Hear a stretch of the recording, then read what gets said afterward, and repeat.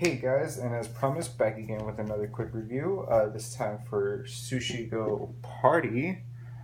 Comes in this really big tin. And yeah, what you're going to get is a lot more cards. A lot more cards. This nice board. Some pawns to go around the conveyor belt, like I was saying before. Um, I'm just going to go over the components and what you get in this version. If you want to see how the game works and all the little nuances, go see my other review for the original Sushi Go. Like I was saying, this ups the player count to 8 instead of 5. And all the original cards are in there as well from the original Sushi Go, but you have a lot more customization in this version, and the score tracking is easier in this version as well. So, at the end of one round, typically it's around 15 points. So you would do that. And then, okay, that's then round one, and round two. And they're in increments of 5, so that's even easier to keep track of. And then it's like, okay, at the end of all 3 rounds, who wins? Okay, the green player wins. So it's a lot easier to keep track of. You get a lot more pawns. And then for here, when customizing a deck, you're always going to have the nigiri in. And it comes with all these tiles. And it tells you where specifically to put these tiles. This is great because if anybody's wondering, like, well, what does this card do? What does that card do? They don't need to shuffle around their cards. They could just look at the board and set up that way. The rules go over the many cards that you're going to get, as well as customization options if you're overwhelmed with what you get.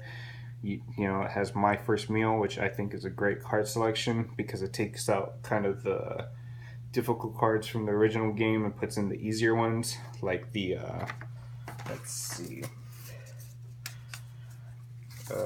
miso soup. Well, let's see, like the dessert for this one. In the pudding I said last time, you would normally get for the most 6, and then if you was -6, that could be kind of like, wait, what? Here, it's simple. As long as you get 4 green tea ice creams, you're going to get 12 points at the end of the game. And then this one's a little bit more complex.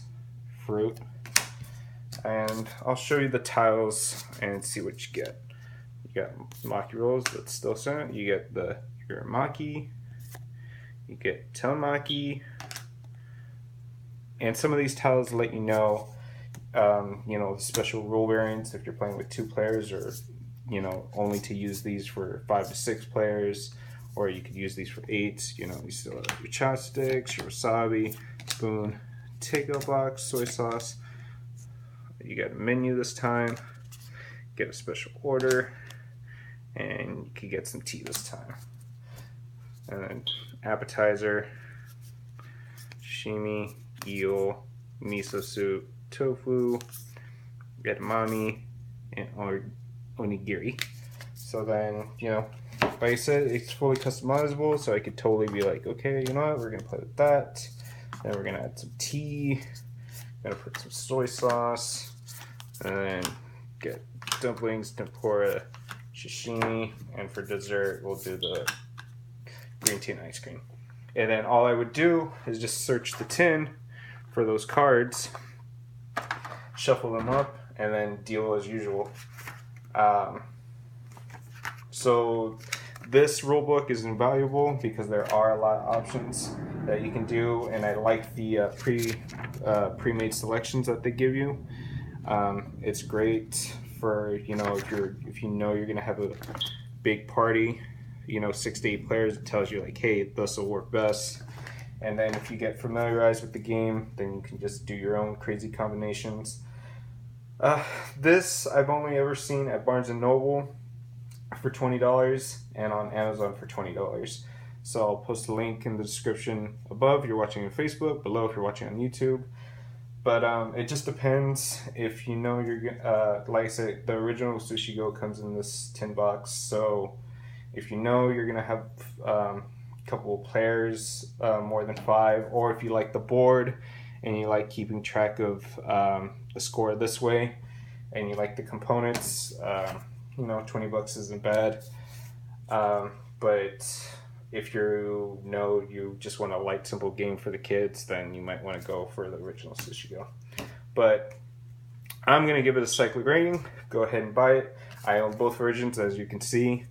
And the only con I would look at is that the tin, while it is organized for the cards, all the components, like the tiles, you kind of have to like fit where you can under these slots right here, and the meeples and everything. But that's the only con in my book. All right. Thanks, guys.